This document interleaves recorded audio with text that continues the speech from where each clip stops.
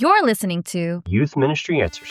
From stuff you can use. Stuff you can use. StuffYouCanUse.org. Welcome to Youth Ministry Answers. My name is Brooklyn.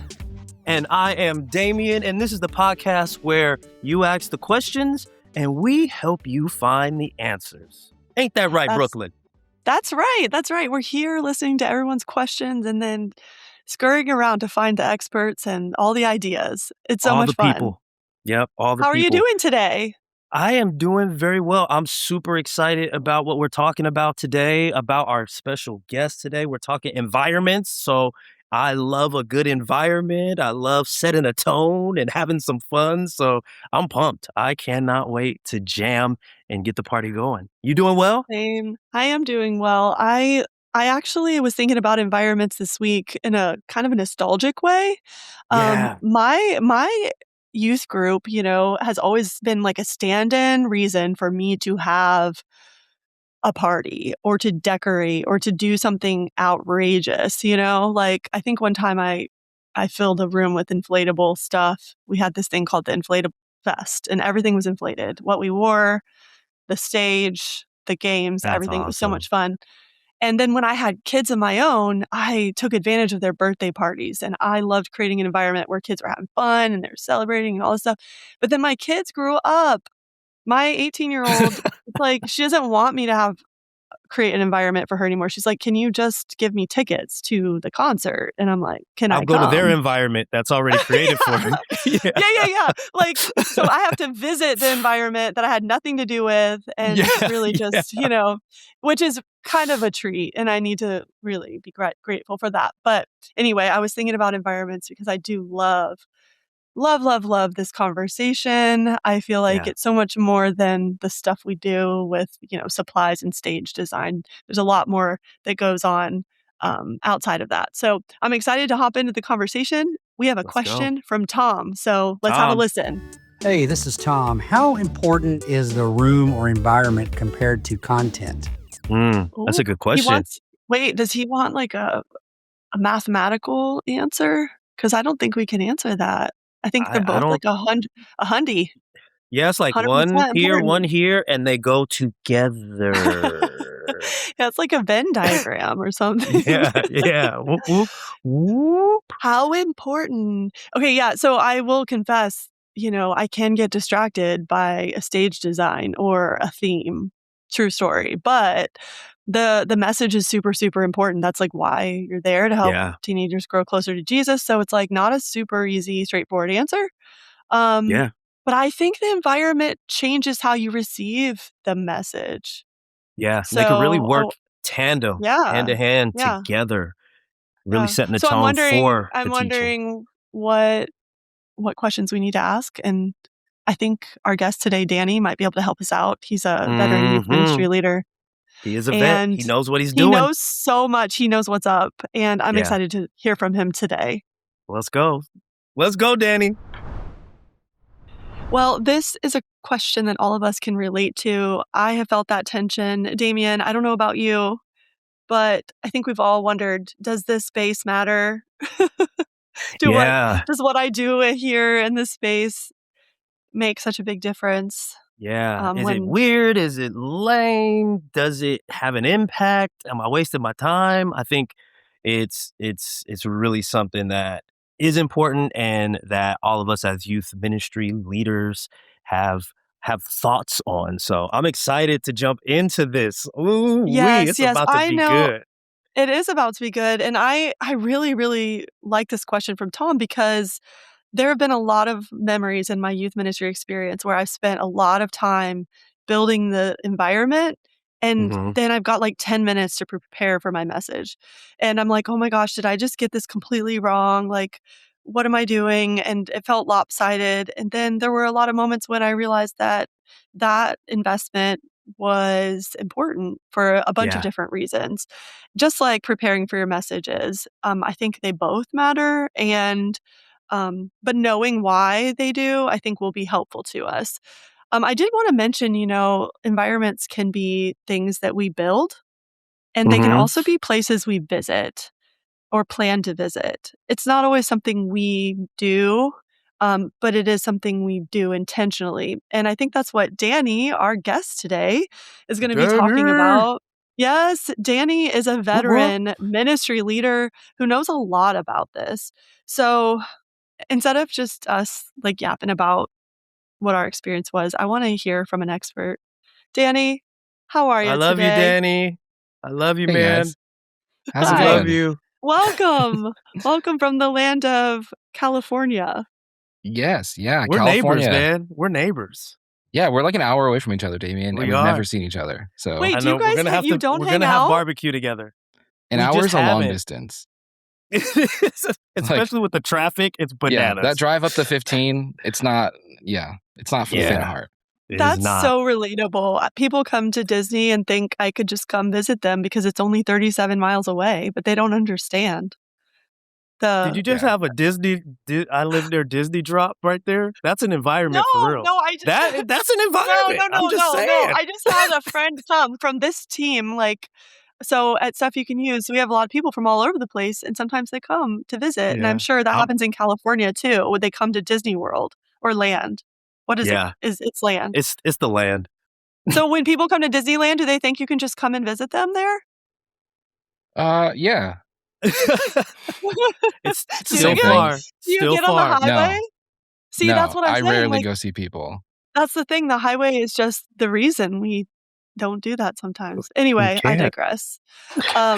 Danny, you know a lot about ministry environments and about youth ministry in general. And Tom has this great question about like what matters when it comes to our environments. And like when you're looking at your physical space, you know, we all have different budgets and willingness to like get on the road. We all have like differences that we bring into ministry. But what is it we can do to really like measure the value of the environment and also to make it great for the ministry that we're committed to? So kick us off. We heard you have a few things, so some questions we could ask. Yeah, I've got a couple questions, but to just give you some background, like, I have been working in ministry since I was 18 years old. I'm like 35 now, so it's been a long time. So I was a youth pastor for about a decade. I've got my MDiv. I've spent a lot of time in the trenches, so to speak, mostly with middle school students. I love middle school ministry, but also with like high school students as well. And I've worked, as you do in ministry, you like enter into children's ministry for things like VBS and whatnot. It's a certain camp. So I've seen a lot of great environments. I've worked in larger churches. Worked in smaller churches. I did a stint at a summer camp in Prescott, Arizona. I've seen it all. Prescott, love that place. So today I've just got four things to think about. Because like you said, ministries, as we all know, you don't enter ministry for the pay. Your budget is typically flexing every single year. Sometimes you get extra money every year. Sometimes you get less money every year. And so it's like, how do we create environments that are adaptable to what we need in a season, that are helpful for our students, that are helpful for our volunteers, and that really just help students get to know Jesus even better? Because like that's the goal of ministry. And when we think about environments, an environment, as soon as you enter into a space, you're already like processing an environment, right? Like whether it's the music, whether it's the lighting, whether it's just the people being there and like the conversations that you're entering into. It's probably, I think, one of the most important parts of your ministry, because if you create a space that doesn't feel good to people that are coming in, they are not going to care about your teaching. They're not going to care about your events. They're not going to care about your discipleship habits. They're going to be like, I'm not welcome here. I don't belong here. And they're going to leave, which is really unfortunate. So I think putting an emphasis on your environment is awesome. And this is a great question about how much time do I spend doing this versus working on my teaching content? I've got 4 questions for you today, just to help you think about it as a ministry leader of what does it look like to create an environment that is helpful, that is welcoming, that is safe is a really easy word to throw around, but also that helps foster discipleship in our students. So the first one, I'm just gonna throw it out there. I know I'm not the host of this, but I'll just kick this off right now. It's how does this environment feel to someone new? So like I said, there's always going to be someone new entering into your ministry, a new student. And if you can travel back in time to what you were like as a 13, 14, 15-year-old, you're awkward. You don't know how to have that confidence always. Sometimes you do, sometimes you don't. I was a very shy teenager, but once I warmed up to you, I'd be ridiculous and silly. But that first impression of your environment says a lot. And so you have to think through the lens of, if I'm a new student, if I'm a new parent entering into this space for the very first time, what does that feel like? And so some of that is going to be literally putting yourself in the mindset and like walking into your space. But really you have to do things like ask questions, like challenge the way that you've been doing things, especially if you've inherited a ministry. Most of the things that I've done, I've inherited. I didn't like start a church or plant a ministry anywhere. It was like, here's how things have been done, and here you go. Here are the keys. So you have to ask questions of like, why do I do it like this? Why is this the way that things are done? Is this the best work like option for us? To give you some context as well, like my meeting space at the church that I was at, it's a large like gym style place. It was a multi-purpose room. We had like an entrance that came from the interior hallway. Then we also had like an exterior entrance that came in. And so we had students coming in from both directions sometimes. It's like, how do you balance this? Is this the best way to do it? And so for a while we did both entrances, and then we tried closing one off. Then we tried closing off another one. We asked a lot of questions of like, does this work? Does this flow make sense? You know, if we have people here, are we splitting our volunteers too much? So you have to ask questions about like, what is this like? What is this space like? What does it feel like? If I were to come in from the outside where I can't hear anything, where it's like super bright, and all of a sudden I'm entering into the space that's just like a little bit darker simply because they're like, you know, LED lights or whatever, what does that feel like? So it's lots of asking questions, discovering those answers with your team. Honestly, you can even interview some like new families and new parents once you've built up that trust with them of like, hey, tell me what your experience was like. You know, how did you feel? What made you feel like you could stay? What made you feel the most welcome? So think through the lens of someone new. So you're asking questions, and then you have to make sure that you're like explaining things. I think there is there's like a danger of being in ministry, especially if you've been in a place for a long time, where you assume people know what you're talking about, right? You might reference John 3:16 and be like, everyone knows what John 3:16 is, right? And then like kids will be like, yeah. And then there's like, no, they don't. You know, or if they do, it's just because they've kind of heard the story a little bit. Or if you have like a scripture passage on the wall, but there's no like verse reference, you have to like be willing to explain these things to people. We used to have like the name of our high school ministry on our wall was Epic. It was in big letters, but it just said Epic. So people would come into the space and be like, what is Epic? Like, what's the name of your youth group? Like, it's this thing that you're standing in right now. We I mean, are is it a club? Is it a cult? Exactly. Like, what is this? Exactly. Like, are you describing yourself as epic? Like, do people even still use the word epic? So you have to be willing to explain, like, not just, you know, who you are, your branding, your slogans, your, you know, mission phrases, whatever it is, but like things that we might consider to be simple Christian, like givens, right? Like this idea of like Christianese. You have to be willing to explain this insider language to students because they might not know. They might not have any experience with the church. Their parents might have kind of just dropped them off. And like they might not even want to be there. To be willing to explain like what's going on. What are we even talking about? What are these stories? And that's going to make someone who feels new or who is new feel a lot more welcome. And then like you just have to acknowledge them. I think this is one of the most human things that we can do is like not operate under the assumption that we're all on the same level. It goes back to like the explaining thing, right? Like you have to acknowledge there might be someone new in the room today. You know, there might be someone who has never heard these things. There might be somebody who has lots of questions and doesn't know where to direct them. We can't assume that they know what to do. They need to be guided. Like we're, you know, in ministry, it's often referred to like we're shepherds. We're guiding these students to the next place. We're helping them walk through faith. And so that means like acknowledging there are all these different levels of where you are, which is hard and it takes work. And it's not easy to acknowledge every single stage of a student's life and where they are in their faith. But in terms of like their familiarity with the ministry and how things function, it's really easy to just like something as simple as communion. Like if your ministry takes communion every week, just like unpack it every single time you do it. Of like, we're acknowledging that there are people here who might not have the same level of experience as us. So we're going to take time to explain these elements. We're going to take time to explain why this matters, why this is so important to us. And just like that simple, like you're not alone in this. If you have questions, if this seems kind of weird to you, you're not alone. Like there are other people who've had these same thoughts and we are still glad that you are here with us. Yeah. So yeah, like that first thing is just like, how does this feel to someone new? Yeah. Danny, this is I love so that. good. It's really good because I think sometimes in the practical nature of youth ministry, when we hear the word environment, we think of stage design. We think, which is a part of it, we think about what's going to happen in the front of the room, but it's really what's happening in the whole room. What does it feel like to walk in? I was a student who was dropped off and had no context for youth ministry at all. And I remember walking into a basement. It's a carpeted like basement, and there's like only one light coming from an overhead projector, and a bunch of people are swaying and singing hands. And you are asking, is this a club? Is this a cult? Am I going to die here? You don't know as a 14-year-old what in the world is happening unless someone explains, like, hey, we're singing a song right now that's meant to encourage your heart and meant to help you understand who God is. I think some of those little distinctions would have helped me feel less afraid at the beginning and more comforted. So I think when you ask, this is such a good question, how does then this environment feel to someone new? You can kind of tag on like a little sub question. Am I making this environment more about me and the ideas I have, or am I making this about the comfort of the kids in the room? And I think sometimes I could even get wrapped up in the whole like, oh, this is going to be so epic. We're going to have a tunnel. Everyone's going to run through it.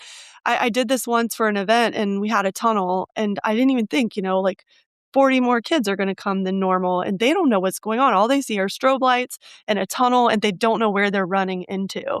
So there's like 6 kids sitting out. I'm not running through that.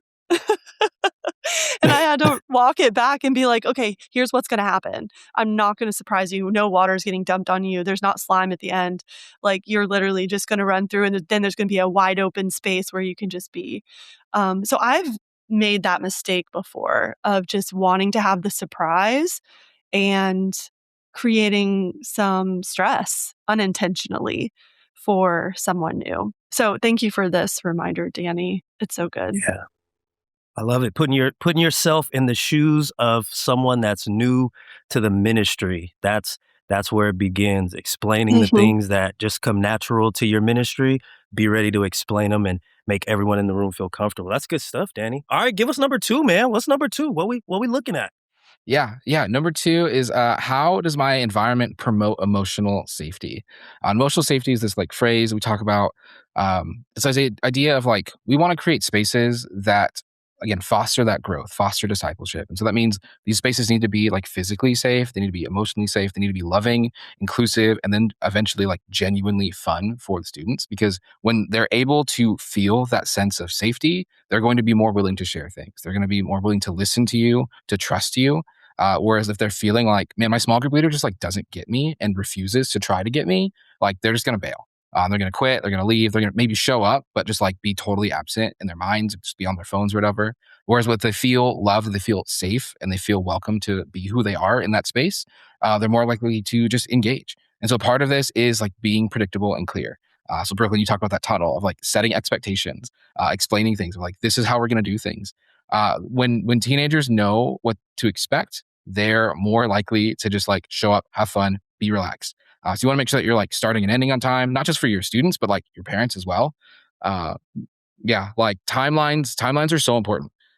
Because if you for instance, if you schedule 30 minutes of small group time at the end of your midweek program or whatever, but you're constantly letting your teaching go long, and so that small group time is constantly getting like decreased down to like 5 minutes, 10 minutes. Now we're just doing check-ins. You're not giving students the space to unpack what you just taught in like a helpful way. So you want to be predictable. You want to be clear. You want to set your timelines. Be really good at like guarding those boundaries. Have the, I guess, humility to be like, oh man, my teaching is going long, but my small groups are more important, maybe.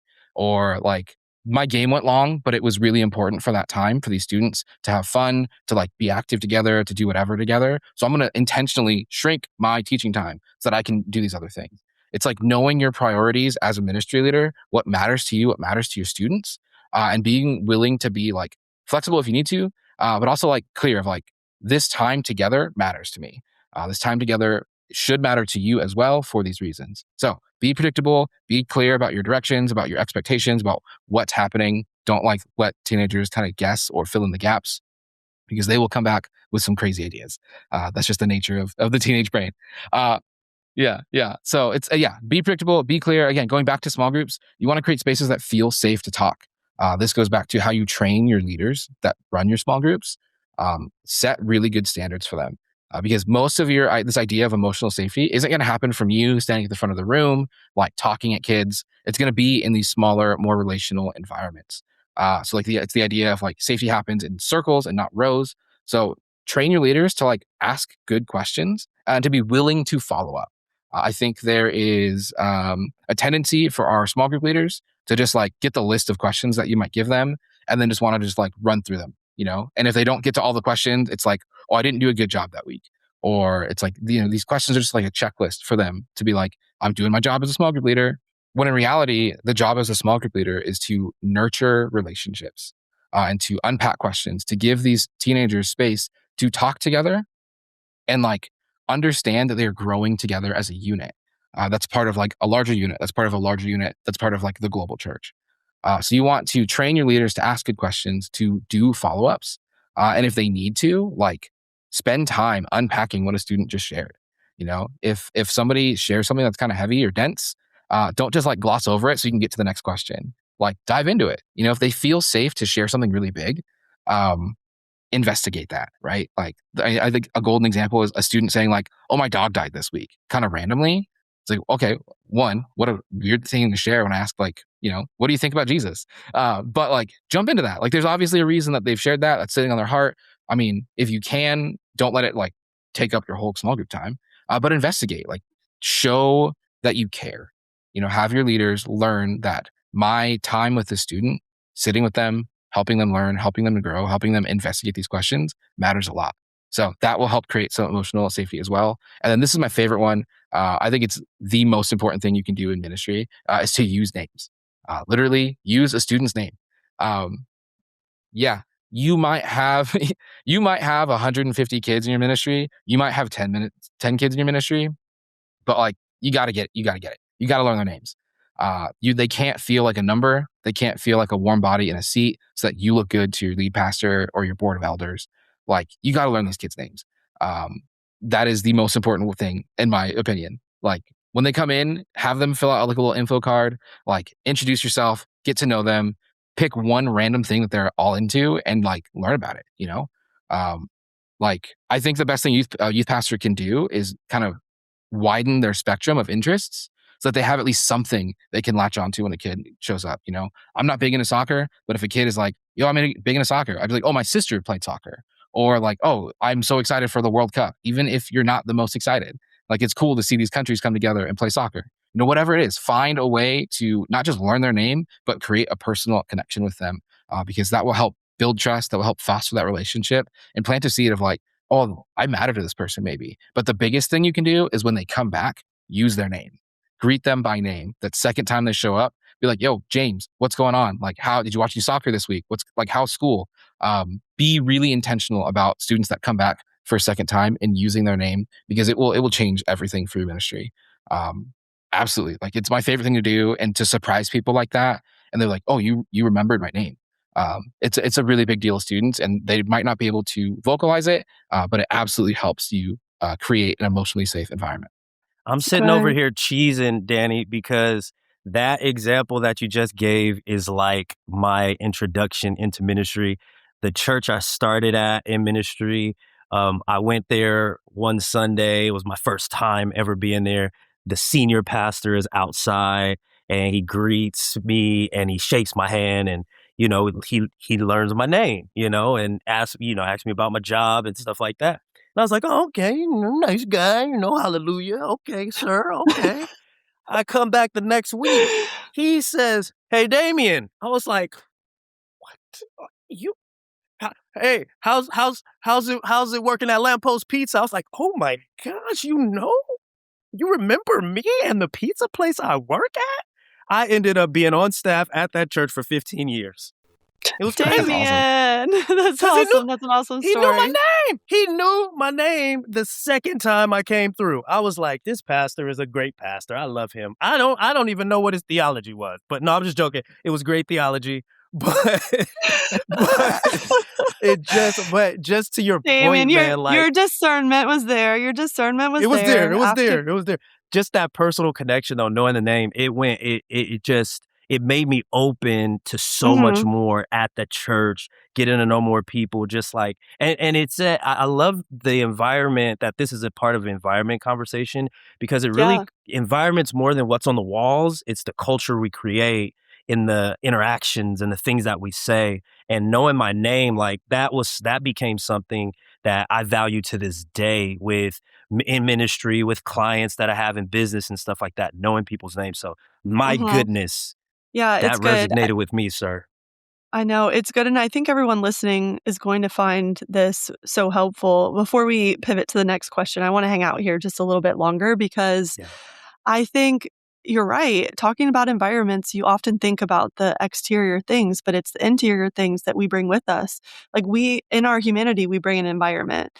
To know someone's Mhm. name and want to have a connection, that's an environment you're creating that's internal and that you're expressing to others versus like just thinking about the things that you're surrounded by. Danny, you were talking about like does this place feel emotionally safe? And I think sometimes when we center the sermon, and I'm not saying the sermon is bad, the sermon is really good. But like when you were saying how sometimes we elongate it and the small groups just keep getting pushed and pushed and pushed. And I think sometimes that also weakens the ability to be personal, to learn the names. And Yeah. also, all of these students have different learning styles. So their environments aren't all going to be like, all of them aren't going to want all the lights and all of them aren't going to love all of the jumping around. Some of them are going to prefer the more hands on practical learning experiences that you might have in stations or in a conversation.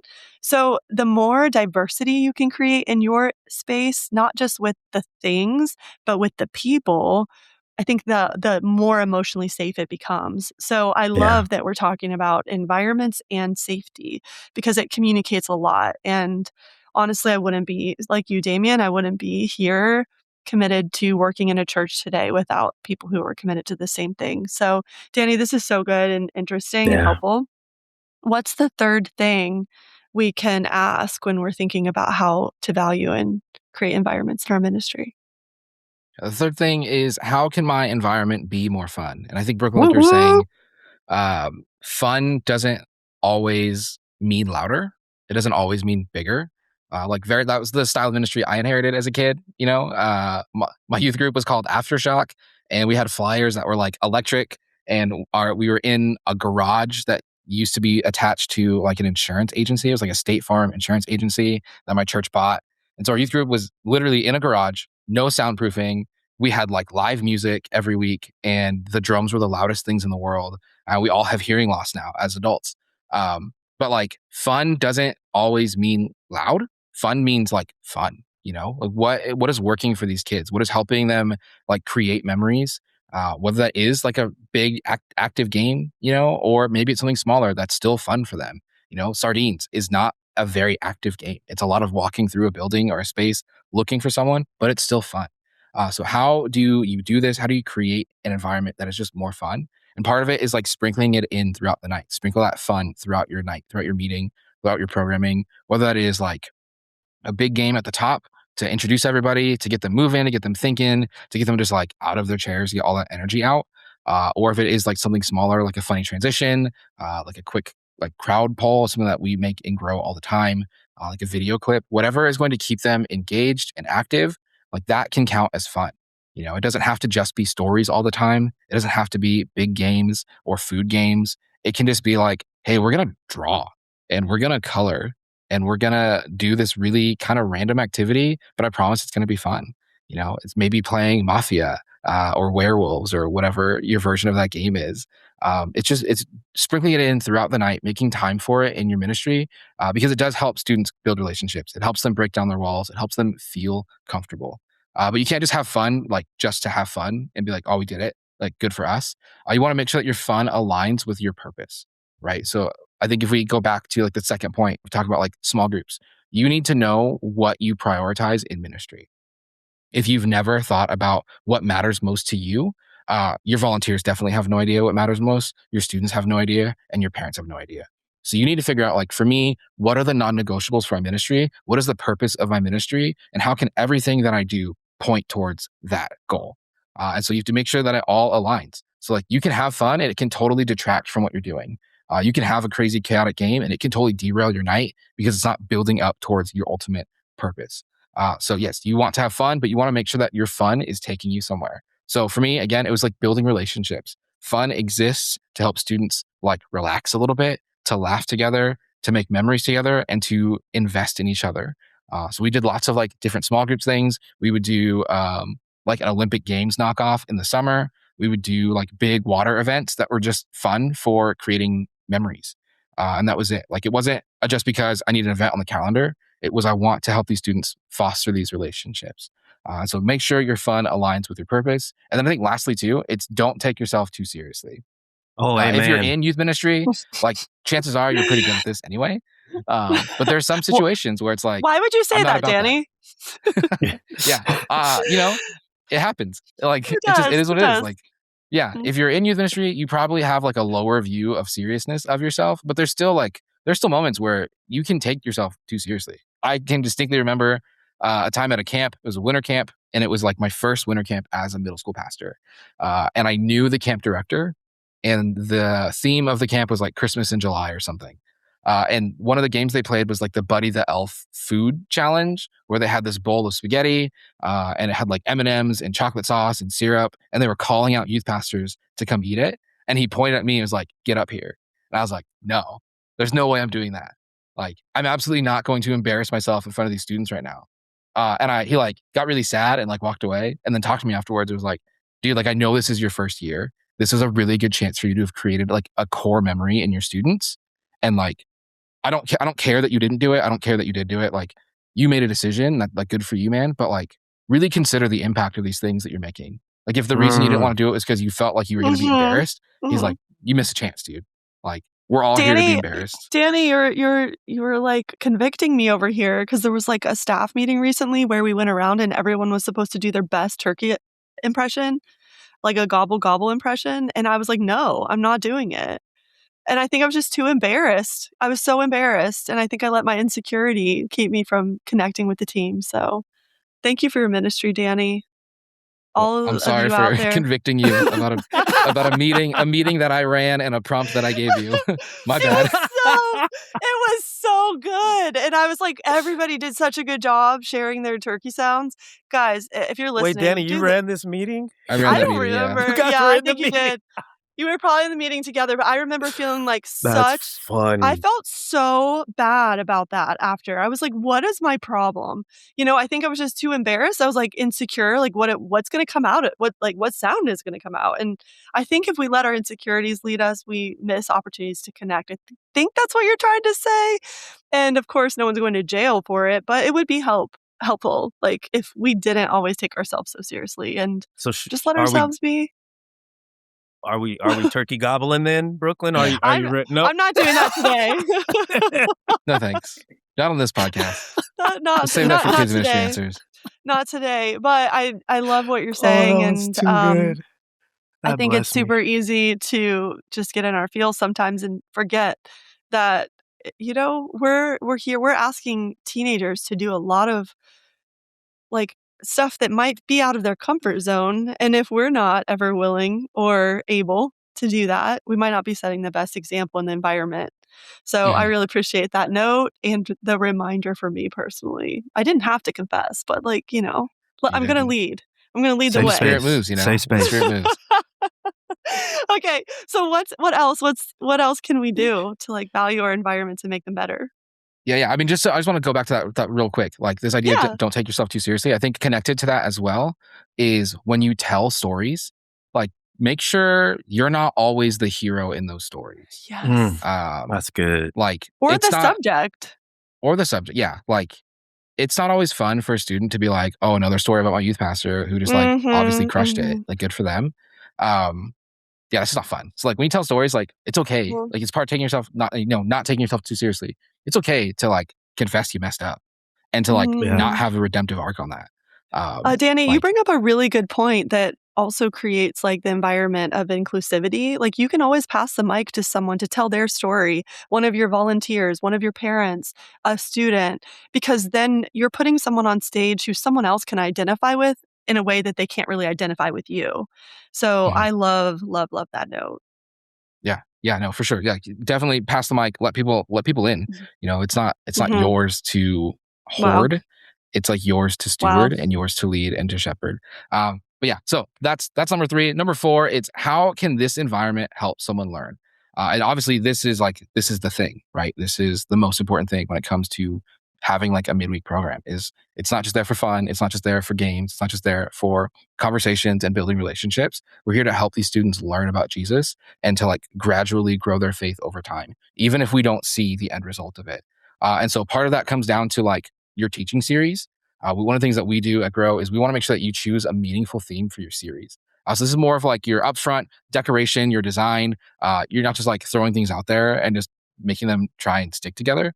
But it's like you're talking about like a theme that sticks. Like when you're talking about, Dark Night of the Soul, maybe it's like a Dark Night theme. You're talking about the sky, the stars, that can reinforce things about like fear and doubt and anxiety. It gives you lots of visuals throughout scripture that helps teenagers get like a better understanding of what it is that you're talking about. Like I think Brooklyn mentioned learning styles. It helps you attach like a visual to like words and an idea, and helps you you look at an image later in the future, and maybe 6 months from now, they're looking at the sky and they're like, oh man, remember when my youth pastor told me that like, even though there's so many stars, even though I feel so insignificant, like God knows who I am. Like these little things you can do to help students learn long term and help it stick. It starts with your theme. It starts with how you design these things. And then after that, it's like, make sure your big ideas stick. Use object lessons, use interactive visuals, use videos, use funny stories, use polls and questions. Have all of these different elements inside your teaching. So it's not just you talking. That's how I learn. I love when people just talk at me for like 30 minutes. I was like, yes, give me all of that. I'm not your average teenager. I'm a weird dude from Sacramento. Like you got to make it more than that. That might be how you learn best. That's how I learned best, but you got to break it up. Tell stories, but then like use visual mediums, use clips, pull things that are relevant to their interests and help them reinforce those ideas, those big ideas, so that they stick long term. It's great when a student can remember something that you just taught them. It's better when they can remember what you taught them a week ago, but like that's not the goal. The goal is a year from now, what are the things that we're learning? A year from now, what are the foundations that have been set in place because of what we're doing? And I think that's why youth ministry can feel so big and scary, because like you are at the precipice of helping these teenagers become adults. And there's that pressure of like, man, if I mess this up, I'm ruining their life. And it's like, that's not true. Like, it's not yours to mess up. Like, God is leading these kids somewhere. God is taking them somewhere. Like, you are doing your job. So do your job. Help these big ideas stick, but don't worry about like, don't think that that's just not fair to yourself, Like, Yeah. you're not Don't in take control yourself of so what seriously. happens. Exactly. Yeah. You're not in control of what happens. You don't get to choose what happens outside of this meeting space. Like, it's There. not yours to hold that burden. And it's just not fair to yourself. So do what you can to help these big ideas stick. And then finally, it's like, don't be cheesy. There is a time Mm, and place for cheese. I love cheese. I love pulling up old memes that's our and old next jokes. podcast. Yeah. I love it. Like there's a time and a place to like reference something that is so dated and kind of gross to students that makes them just go like, ugh. But if you're doing that all the time, that's a choice. That's a choice. So like, it's okay if your theme is a little bit cheesy. It is okay if your theme is like really clear. But there is a sense of like, does this feel relevant? Does this feel dated? Like, am I doing this just for a joke that's going to go away in a week? And now I'm stuck for 4 weeks doing the series because I thought it'd be really funny, but the joke died like a long time ago. So just make sure that like your themes that you pick, the things that you pick, the elements of your ministry are there to actually like help them learn and not just to make you laugh once or twice. You want to make sure that like it's thoughtful and that your teaching can reinforce this theme and that your theme can reinforce your teaching, and all of that together when taken with all these other questions that you've been asking will help you create these environments that just like foster learning, foster growth, and help students feel safe, welcome, embraced, loved, and cherished as they should. I know. I'm sitting here thinking about the moments. The time I get cheesy usually isn't like cheese that I planned for. It's when I'm being spontaneous and off the cuff that I end up being cheesy. So I like the idea of planning ahead, planning your environment ahead, planning what you're going to say most of the time. So then if there is a little cheese sprinkled in there, it's okay. Like everyone's cool with it. Yeah. But yeah, don't be all cheese. The point was though, like how can this environment help someone learn? And if the things we're saying and doing are distracting from learning, then it's probably not a good thing to choose it. So I think that's what you're saying, right, Danny? Mhm. Yeah. Yeah. Yeah. So have you ever I had like a that. moment, Damien, when you distracted from the learning with something you said or did? Because I know I have. Oh my goodness. Yes, I could tell, and I didn't know in the moment that it was distracting. I thought it was quite anointed actually, and it and then when someone retold me what I said and how I said it, I was like, "Oh my gosh, take that down from YouTube, please." It was yeah, so yes, I've been here. Now I have a cheese filter where I have my 15-year-old, I get to like just run things by them, 18-year-old, Oof. 19-year-old. They're Oof. in ministry. So they're calling Mhm. me out on the cheese all the time. So Yeah. and Yeah. they're like, Even "You the it's okay, dad. You can get away with it. You have cool they're shoes on." so yeah, they get, like, nice when they see your spirit actually has been broken. They get a little bit sweeter, a little bit more grace, Mhm. like, "Oh, my dad really tried." Yeah, I "Okay, find when I dad, run come things here." by my 18 and 16-year-old that not much gets by. So you do have to have some confidence. You do have to bring what you're gonna bring. But there's nothing wrong with running this by some students in your youth group. Like, if you don't have kids, that's okay. A lot of you don't. And I think it's great. I think you should still have maybe like a little group of people, a little mastermind group where you're like, "Hey, I'm thinking about building a giant pirate ship on the stage. And we're going to do, this thing with it. And what do you think? Like, get some feedback. Um, Yeah, Here in Tampa, we have this race called the Gasparilla. Pirates are adored and cherished here. But maybe somewhere else, people will be like, why? Why do you need to go through all that? Why can't we just, you know, add some lights? So I think it's not just in what we say, but in the choices we make and the people we put in the room and how we choose to use our time that create this learning environment.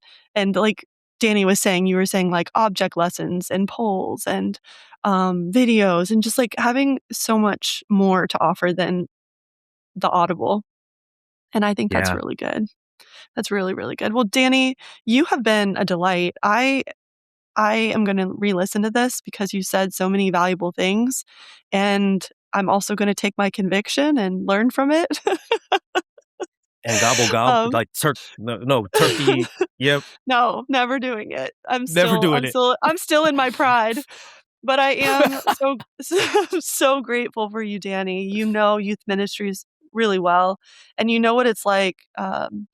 To have to negotiate your environment to help kids learn to grow closer to Jesus, to have fun, to feel like they have a place where somebody knows their name and Yeah, can, they can just be themselves. So thank you for joining us. And yeah, I hope, Tom and everyone else who's listening to this that, they're taking notes because this was gold. So thanks for yeah, coming, Danny. Of course. yeah. Thanks for having Thanks so me. much, Danny. All right, man, that was so good, so good, so good. Just Wasn't it? oh yeah, I loved it. Danny knows what he's talking about He when it does. comes to environments. He He knows absolutely what's up. does. He knows students. He knows how how different every ministry can be. So I just felt like he brought such experience and also just wisdom to the Yeah, conversation. So thank you, yeah, Danny. yeah. Thanks, So Danny. you want to And as a recap us real quick? Yeah. yeah, yeah. Quick recap of all his points. 4 great points. First one, when it comes to environment, how does the environment feel to someone new? That's great. Second one, how does the environment promote emotional health? Number 3 is how can my environment be more fun? Okay. And then remember, Mhm. fun is not always loud. I love that point. Fun is not always big and loud, but how can my environment be more fun? And then the last one is how can this environment help someone learn? So those are the Yeah. 4 questions you can ask yourself when it comes to creating an environment at your church, in your youth group, in your ministry. So great stuff. Yeah. Great That's stuff. good. I know. I Yeah. love it. Yeah. I love how environments go hand in hand with the whole message that, we're sharing so that students can grow closer to Jesus. It's Come on. amazing how that works together. It is. Good It is. stuff. So, And what so okay, Damien, go ahead, Brooklyn. What you got? well, I was just going to ask before we sign off, what are you into lately? I am into Beast games. I am into Wait, be wait, Beast Beast Games. games with That's been on my TV, but I don't know who's been watching it. What is Yeah, it? I don't even know. Help. it's Mr. Beast on Amazon Mr. Prime. Beast. Wait, like Yep, the chocolate wait, does he have chocolate bars? Oh, no, that's he Feastables. does. He has Feastables. Those are his things. Oh, okay, okay, Yeah, okay. those are his things. But me and my 13-year-old daughter on Wednesdays, we've been watching the Beast games, and it was like the strong people versus the smart people. And so now it's down to like the last six, and the last final episode is tonight. And so me and my daughter, we just get together, we sit on the couch, and we just Mm. nerd out over everything. Like, oh my gosh, can you believe she just did that? He took the money. He had to take the money. Who is this guy? So that I'm into that environment with my 13-year-old daughter. We have such a good time. It's so fun. We Oh. laugh. We're in awe together. It's so special. So that's what I'm into, and I'm looking forward to that later on this evening. What about you, Mm. Brooklyn? What are you into? Well, beach volleyball season started. My husband and I coached the high school beach team, and we got our first win Nice. it was on Monday, 2 days ago. And tonight we have another Congratulations. match. We're playing against a really, really, really good team with like a D1 college coach guy that helps this team. So I feel like tonight's not going to be the easiest little competition, but hey, that's how you learn and grow. So Y'all are gonna show up. You're gonna show up and get them. we're creating a very robust schedule so we can get better. That's So good. That's I'm into good. that and into sunscreen. I'm trying to figure out the best sunscreen to wear because really, I think the best sunscreen is like a full face like hood because like it's just so hot out here, and I'm gonna get my skin is just getting crunchy and fried. Um, so I'm looking into sunscreen, and hopefully I can find something that will save my life. Nice. Nice. Nice. Nice. Well, Yeah. I'm rooting you Oh, on and in your sunscreen search. well, I was gonna ask you because I know you're into football, but I've really been into watching NCAA basketball. Duke has been on fire. Michigan lost. They were seeded number 1. Is it the Boozer brothers? Cameron and I don't know their first names, but anyway, Yes, the booze. you know Yep, what I'm talking about? yep. You know what I'm I know talking about? exactly what you're They had talking a about. great Yep. game last night against Notre Dame fighting Irish. So I've been sat.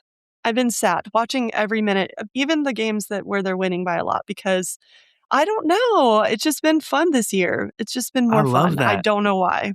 I love it. So that's what I've been into outside of hanging out at the beach volleyball courts. All of those create environments. All of those we Yeah, talked yeah, about the yeah. vibes. It goes back to the vibes and the environment. Mhm. I Yeah, love I it. I think so. love I it. think for me, the reason why I like NCAA basketball, it's like the students and the student Yeah. sections and like the energy in the room and how it makes people feel. And wow, it's so cool. So maybe that's why I got into youth ministry because I just love a place that makes people feel excited to learn, to grow, to figure things out. Um, so yeah, so today's conversation was super good.